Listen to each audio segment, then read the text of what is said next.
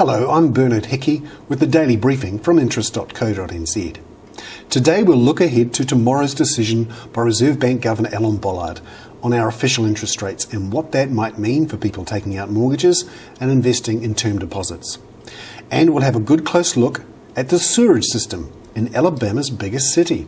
Believe me, it's worth the wait because it may eventually affect interest rates here.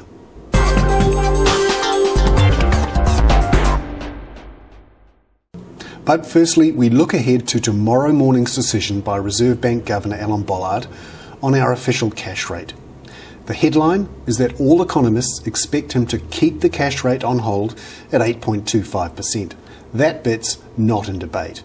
The key question will be what he says might be the bank's next move and his general commentary on inflation, the economy and the upcoming election.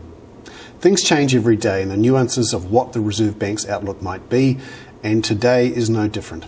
Last night, the Bank of Canada cut its official interest rate by a bigger than expected 0.5 percentage point to 3.5%. It also warned that the fallout from the US economic slowdown will be worse than many expect.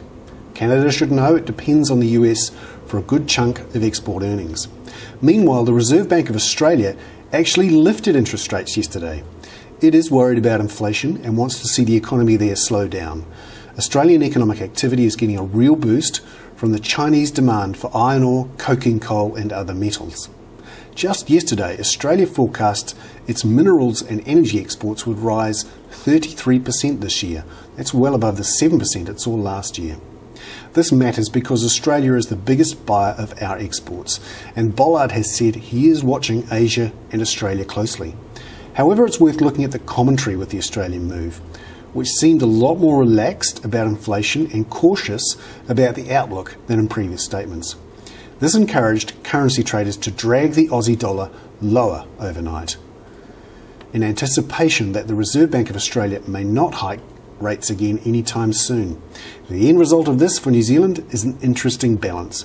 We have an inflation problem, but we have a slowing housing market and subdued consumer spending. We're also seeing most of the global economy starting to slow down because of the US problems and the subprime crisis. But Asia and Australia are still rocketing along. My pick is that Bollard will keep rates on hold and issue a balanced statement, meaning he doesn't have a rate hike or a rate cut bias. That will actually be more relaxed than his previous comments, which were biased towards a rate hike. Bollard announces his decision and releases his views at 9 o'clock.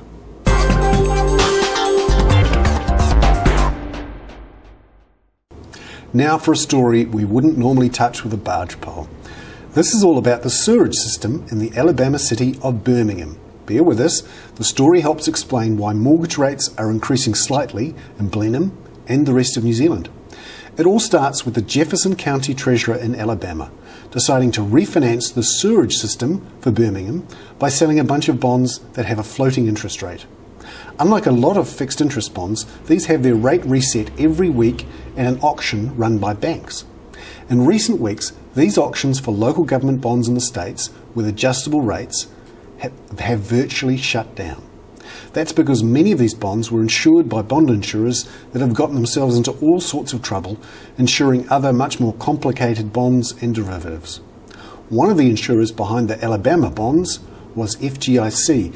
Its ratings have been downgraded and the interest rate on these floating sewerage bonds has jumped sharply because of that. Jefferson County's interest bill has risen over $150 million in a matter of weeks. It also bought a bunch of fancy interest rate swaps to hedge its exposure and now will have to buy them back for over $1 billion. This squeeze has gotten so bad that Jefferson County has actually warned investors it may default on the bonds. This is not an unusual example of the extreme stress going on in US credit markets right now. Many US universities have stopped making student loans because the markets have shut down. So what does this mean for us? Essentially, it means a lower appetite for risk globally. And because New Zealand borrows more than $10 billion a year from foreigners, that means we have to pay them a little bit more to keep them happy. And that is being passed on to mortgage holders right now. This morning, Kiwibank increased its 2-year fixed rate mortgage by 20 basis points to 9.6%. From the sewers of Alabama to the suburbs of Blenheim, global credit markets connect us all. I'm Bernard Hickey from interest.co.nz with the Daily Briefing. Catch you on Thursday.